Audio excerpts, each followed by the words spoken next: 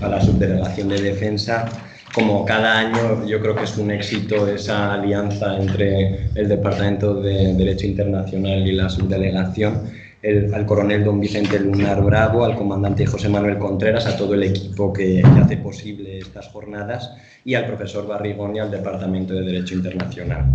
Bueno, hace un año abordábamos en este mismo marco, yo abordaba la era post-Trump, ¿no? Que había pasado después de la llegada de Donald Trump al poder, dentro de lo que decíamos que era una reconfiguración de un nuevo orden de seguridad internacional que se ha denominado en los últimos tiempos como multipolar, ¿no? Multipolar en detrimento del orden liberal democrático del final de la Segunda Guerra Mundial, del que había operado durante 80 años. Entonces, en la conferencia de hoy yo voy a dar un paso más y creo que un poco corrobora la tesis que explicamos el año pasado, ¿no? Ese declive de Occidente a nivel político, a nivel económico, energético y en materia de seguridad. Había una frase que yo mencionaba que decía que Jesús Núñez decía que Europa es un gigante con pies de barro, porque dependía de las manufacturas chinas, dependía de la energía rusa y dependía de la defensa de Estados Unidos, ¿no? Entonces, si a eso se le añade también lo que ha sido la tensión social, una polarización que cada vez es más acuciante en todos los países de la Unión Europea a nivel social, y además yo finalizaba siempre con lo mismo, de que en el fondo la crisis que hay a nivel económico, a nivel político, a nivel social, se deriva de una crisis de la persona, del ser humano, pues todo eso nos da la clave de esa crisis antropológica que hay detrás del ser humano y que nos ha llevado a la crisis de las democracias y al renacer de los imperios, que es como he titulado esta conferencia, ¿no? Entonces, este cambio de paradigma es un cambio no a corto plazo, o sea, realmente llevamos décadas en un proceso. Desde la caída del muro de Berlín ha habido una serie de grandes transformaciones. Tras la caída del muro y la Guerra Fría, había una serie de intervenciones a nivel de Oriente Medio, Oriente Próximo, Norte de África, tras el 11S, la crisis de 2008 de Lehman Brothers, la crisis climática, la pandemia, el coronavirus y luego una serie de ideologías que esto daría para otra conferencia distinta que algunos de mis alumnos conocen, ¿no? Pero esa configuración del ser humano dentro de un mundo de las ideologías woke, ¿no? Indigenismos, feminismos, todo lo que tiene que ver con el mundo woke, ¿no? Que también es un elemento central dentro de lo que es el ser humano ya en los últimos tiempos. Entonces, si todo eso lo unimos a los nuevos actores alternativos que hay en la sociedad, que son China, India, Rusia, un sur global, ¿no? Que es distinto al de hace 100 años, pues todo eso nos daría para ver cómo hay un cambio también que a nivel tecnológico se está produciendo. O sea, no solamente todos estos cambios a nivel histórico y filosófico, sino que también a nivel tecnológico. Siempre que hay un cambio a nivel tecnológico hay un cambio de era. Y entonces podríamos hablar de la escritura, de la rueda, luego de la era del hierro, luego del vapor, luego del petróleo, hoy la inteligencia artificial, ¿no? Como que se van dando cambios también a nivel científico y a nivel lingüístico. Hemos pasado de una sociedad literalizada a una sociedad oral a una sociedad literalizada en el siglo XX y de una sociedad literalizada a una sociedad de la era digital, ¿no? de la era audiovisual. Entonces, ¿con qué quiero empezar? Pues que el mundo cambió, ¿no? Y donde el antiguo eje franco-alemán de Europa y el mundo anglosajón tenían un peso importante en el mundo, pues hoy, 100 años después, 80 años después de la Segunda Guerra Mundial, ya no tienen el mismo peso, ¿no? Entonces, yo la conferencia, siguiendo a un profesor que es Jeffrey Sachs, que luego lo mencionaré, el paralelismo lo voy a hacer con Roma, porque es algo que ya algunos de ustedes saben que me dedico, ¿no? Entonces, un poco el paralelismo con la antigua Roma.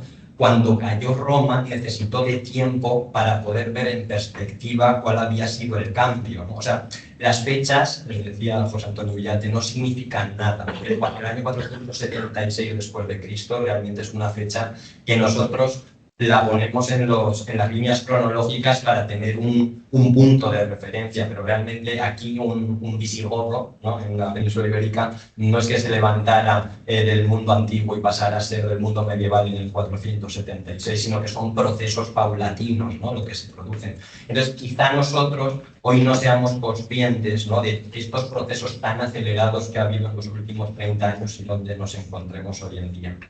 Entonces, Giambattista Vico, que es un autor del siglo XVIII, un pensador italiano, que ha sido precursor de grandes historiadores contemporáneos como Spengler o Toynbee, que son autores ingleses muy conocidos, él decía que la historia no es cíclica solamente, y tampoco la historia, o sea, historia cíclica, los griegos pensaban que primavera, verano, otoño, invierno, y todo volvía a empezar primavera, verano, otoño, invierno, que era un movimiento totalmente circular. Tampoco es lineal en un sentido de Augusto Comte, cuando él va hablando de que conforme avanza el tiempo el hombre avanza. Eso es el mito de la Ilustración, ¿no? De Laplace, el mito de que pues, avanza la historia y el hombre va avanzando. Eso es falso. La historia del hombre tiene picos y valles, retrocesos, avances, etc. Él más bien habla que la historia sería en espiral, es decir, que hay elementos que se repiten en un momento diferente donde el tiempo ha avanzado, ¿vale?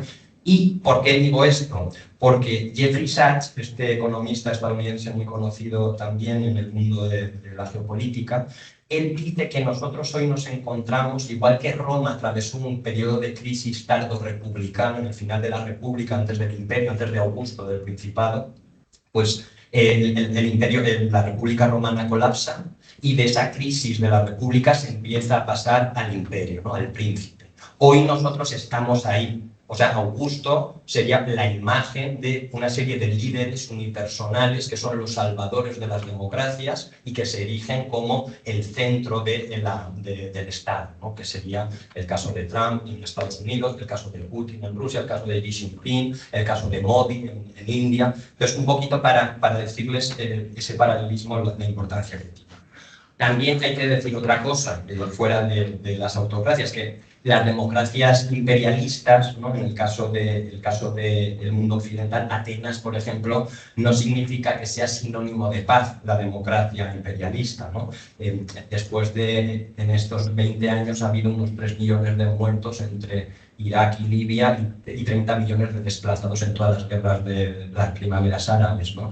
Y además de eso, pues también hoy el orden internacional basado en reglas deteriorado que dice el sur global, que no se fía de lo que ha pasado en estos últimos tiempos, pues tampoco se puede ocultar que estaba también a la medida de los que eran vencedores, ¿no? de la Segunda Guerra Mundial.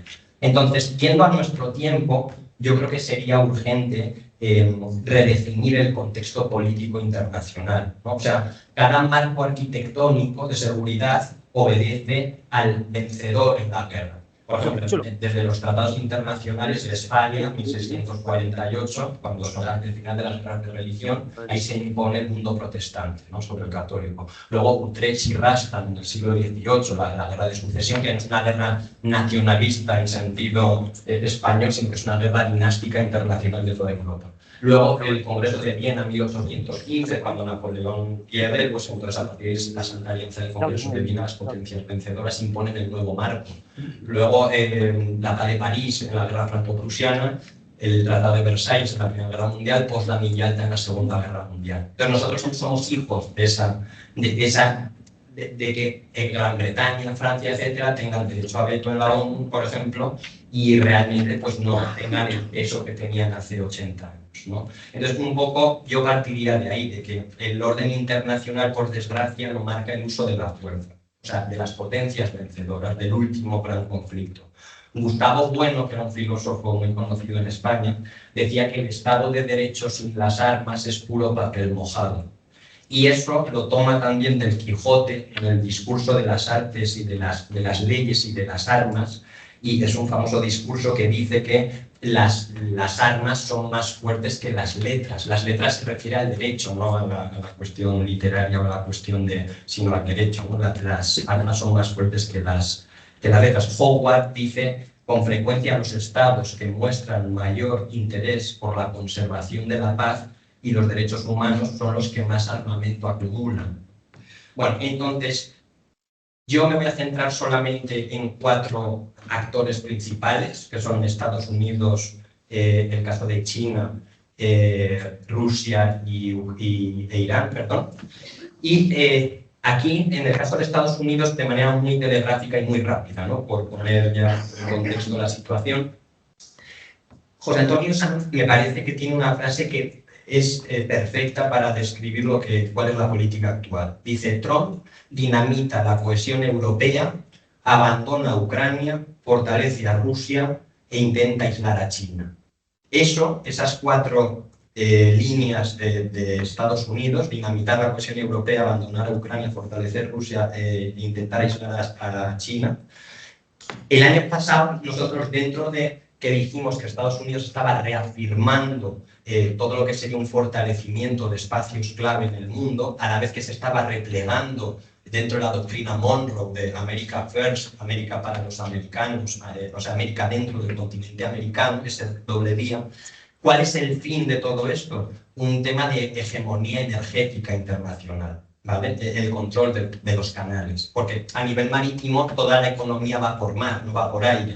Entonces hay que controlar los mares. Esto lo habla de la trampa de Tucídides, pero el control del canal de Panamá, el control del Golfo Pérsico, el control del estrecho hacia el norte, hacia el polo norte por Groenlandia, y luego el control del estrecho de Malaca. Lo que pasa es que ese estrecho no lo va a conseguir, pero el resto de estrechos es la finalidad del control de Estados Unidos, ¿no? Entonces, hoy ese unipolarismo de Estados Unidos, claro, lo que está haciendo es intentar retener una serie de áreas que todavía tiene potencias que le están apoyando. El caso de Asia-Pacífico, la formación AUKUS, ¿no? Japón, Australia, Corea del Sur y Filipinas serían los cuatro que estarían como aliados de Estados Unidos en Asia-Pacífico, conteniendo a China. En Europa conteniendo a Rusia. En las zonas de Oriente Próximo, Israel y sobre todo Arabia Saudí, que ha sido ahora mismo pues el país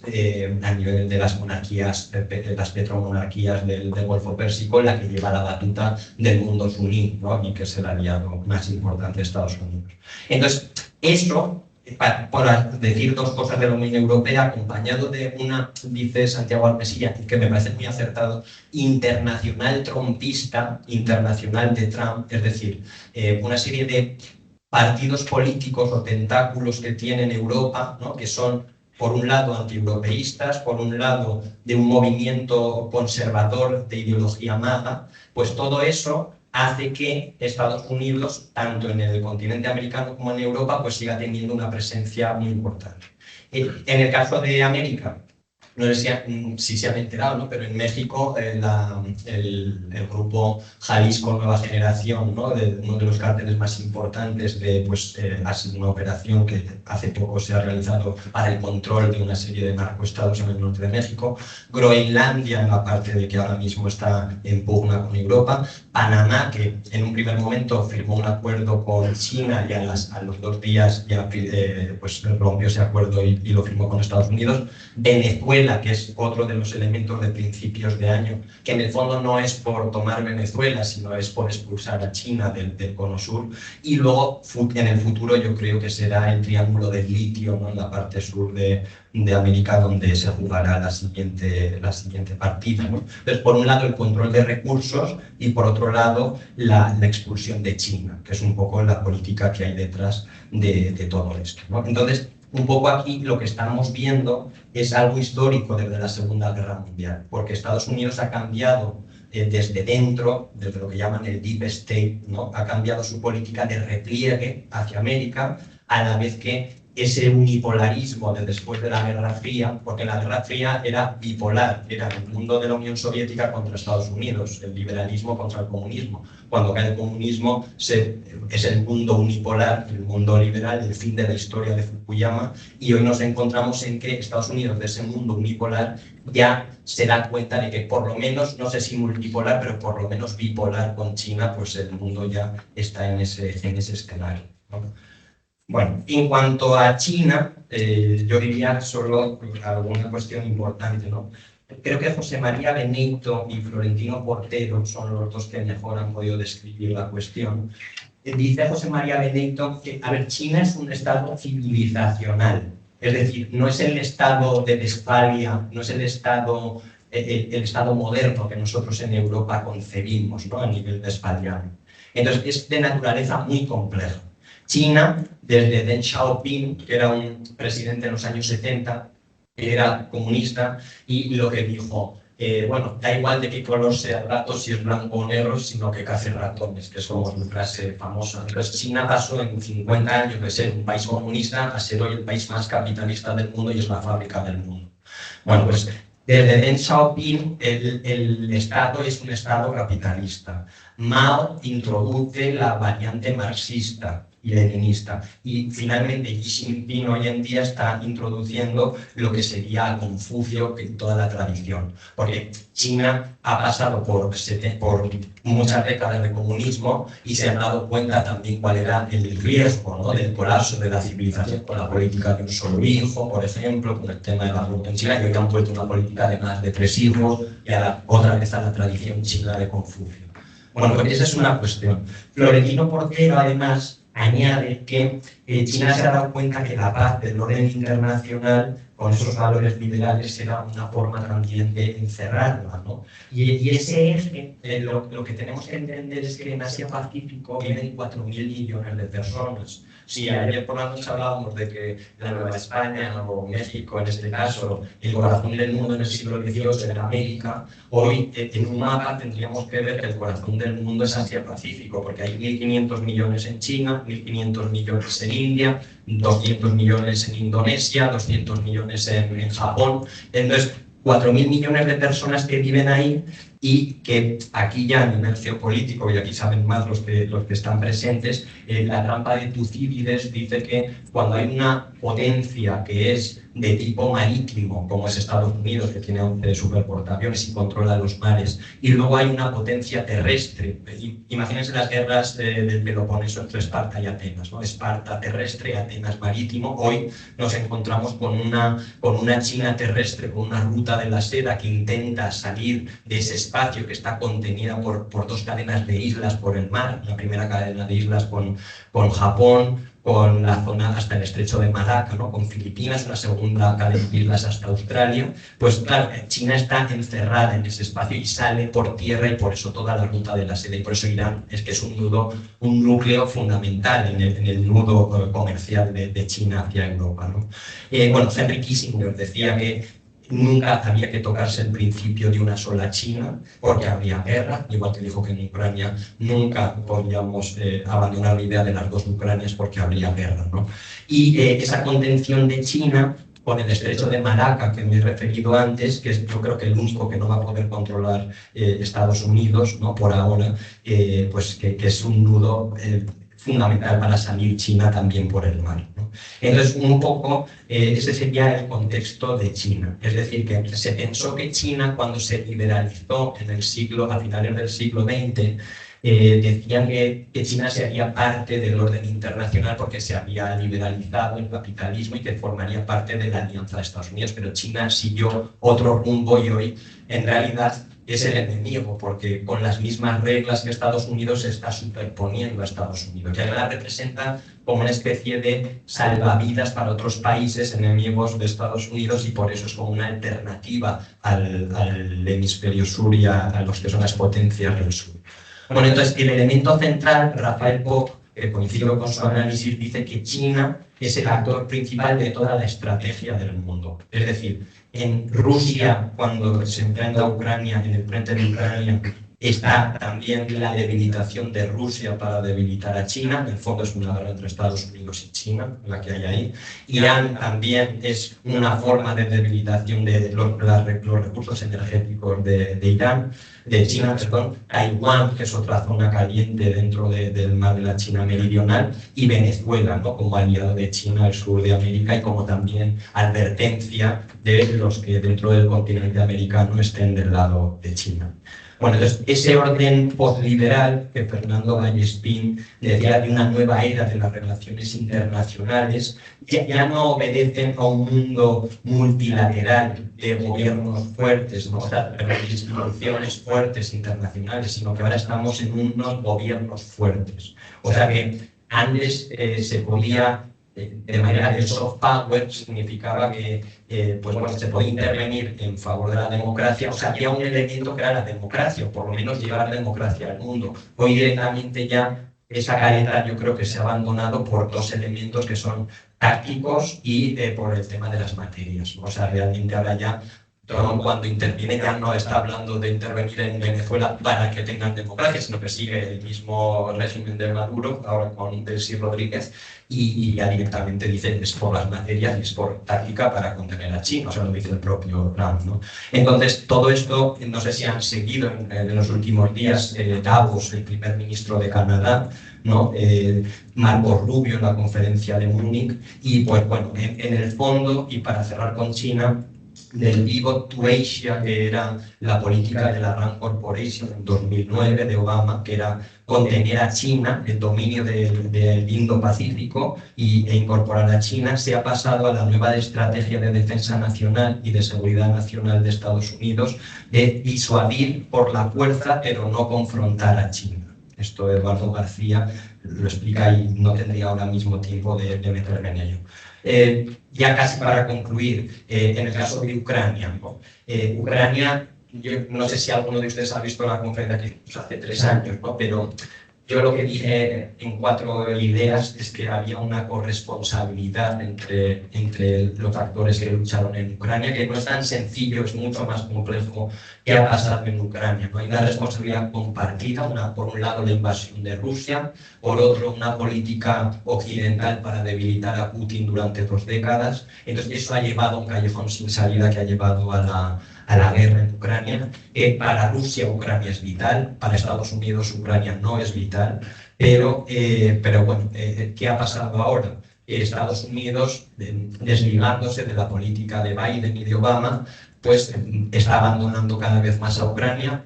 No va a perder Estados Unidos porque 800.000 millones de euros los va a comprar la Unión Europea para crear ejércitos nacionales, no un ejército europeo, sino que cada nación está comprando un porcentaje, y mientras haya 27 países por separado que cada uno provee de infraestructura a su propio país, pues va a ser una cuestión muy difícil de acoplar, ¿no?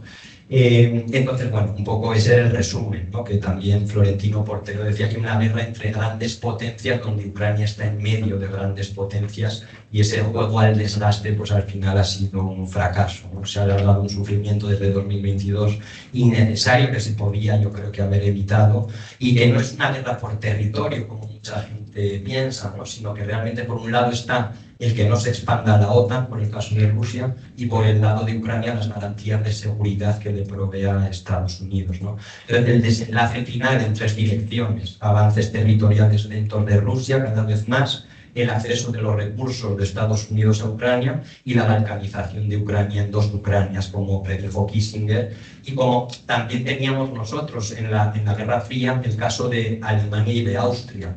Austria fue neutral entre la Unión Soviética y el mundo occidental y fue un país que no se desgajó. Alemania se posicionó del lado occidental y se desgajó con el muro de Berlín en 2 Alemanias. Bueno, finalmente, en el caso de Irán, y con esto ya concluyo, muy bien.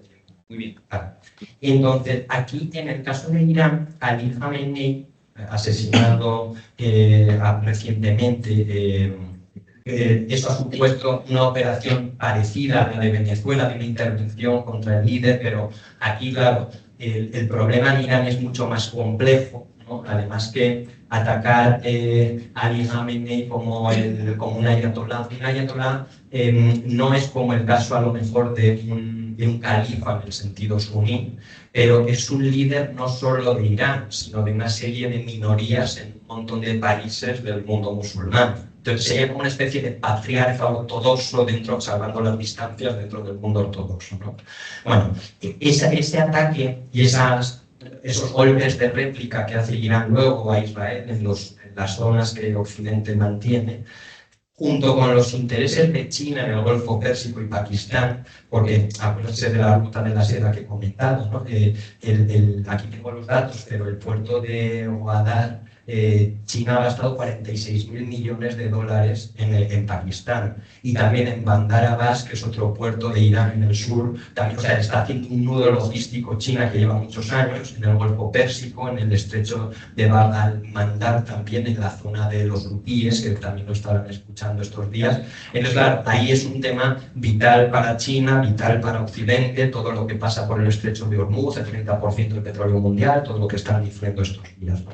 Entonces, Por un lado tenemos la problemática en el siglo XX de cuando el Estado de Israel se erige en esa zona. También los países de al lado son creación, no es solo Israel, es creación también de todos los países. Jordania es una creación, Siria es una creación. No tiene que ver la Siria romana, la Siria palestina, no tiene que ver nada con la población siria posterior, igual que los palestinos del siglo VI no tienen nada que ver con, bueno, los musulmanes luego ya del siglo VI no eran la Siria histórica, los judíos actuales y el sionismo no tienen nada que ver con los judíos que vivían antes de la diáspora. Entonces, quiero decir que todo es mucho más complejo, no es una cosa de blanco o negro sino que todo es más complejo. Pero todo esto, si vemos una guerra donde Irán es un actor que no es irracional, como dicen muchas veces en los medios, ¿no? Porque realmente Irán lo que está intentando es llegar a la bomba atómica, no sé si eso es real, ¿no? Pero no es irracional en un sentido de que hoy los países que tienen la bomba atómica,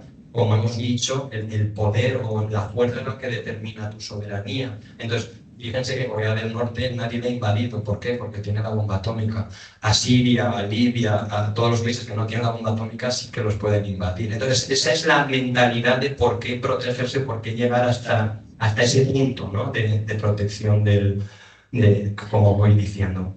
Entonces, Israel ve a Irán como una amenaza existencial. Irán ve a Israel como una amenaza existencial. Ese es el gran problema que hay en Oriente Medio y Oriente Próximo. Y a nivel militar, pues estamos viendo una guerra asimétrica, ¿no? Mientras los Abrams están protegiendo, o el escudo de Israel está protegiendo el escudo de David a Tel Aviv, pues claro, estamos atacando con drones de 50.000 euros contra misiles de 2 o 3 millones de euros, ¿no? Cada uno de los que valen, que ya están prácticamente agotados. Si a eso le añadimos el estrecho de Hormuz, el cierre del estrecho, con unas consecuencias que van a ser, la gente, bueno, Goldman Sachs, que es un banco de Estados Unidos, ya ha dicho que no nos esperemos en los próximos 3 años que el petróleo baje de los $90, o de casi de las 3 cifras, porque no es solamente reabrir el estrecho de Hormuz, es volver a reparar todas las industrias que se han sido destruidas y también volver a activar todas las que han sido desconectadas, que son meses lo que tarda, porque son industrias a largo plazo, no está previsto que de la noche a la mañana se puedan parar y se puedan reactivar al día siguiente, ¿no? Bueno, entonces todo eso y otras muchas cosas que no me da tiempo a explicar, como conclusión, después de esos efectos derivados del petróleo y las repercusiones enormes en la economía mundial que va a tener en los próximos meses, ¿no? ¿Cuál es mi conclusión? Bueno, pues yo creo que estamos en una crisis de civilización y como el hombre está en crisis, y todos los años digo lo mismo, pero es que creo que es así, ¿no? Como el hombre está en crisis, la política está en crisis, la economía está en crisis, la filosofía está en crisis, las ideologías que hoy hay, ¿no? Entonces, tampoco es desde un punto de vista de criminalizar a nadie, pero desde Occidente, demográficamente, que estamos muriendo, se está africanizando Europa porque Europa muere, ¿no? Y encima estamos con políticas en favor de la libertad, el aborto, etcétera, cuando nos estamos dando cuenta que estamos a punto de desaparecer, ¿no? Entonces, no es una cuestión de criminalización, pero sí es una cuestión de intentar a la gente que entienda en qué momento estamos, cuál es la dificultad de nuestro tiempo. Y bueno, yo creo que cuando una sociedad, decía Josep María Feritla, ¿no? Decía, cuando hay una sociedad que necesita migración, que demográficamente muere, que hay una nula disciplina espiritual y además que no confía en las instituciones, estamos dentro de una crisis de civilización. Esto es lo mismo que pasó en Roma hace 2000 años, y eso es hace 1500 años, y eso es indicativo del fin de una era, ¿no? Entonces yo un poco con estas cuestiones pues me gustaría finalizar y dar algún punto de vista pues que multidisciplinar. Muchas gracias. Bien. Muy bien.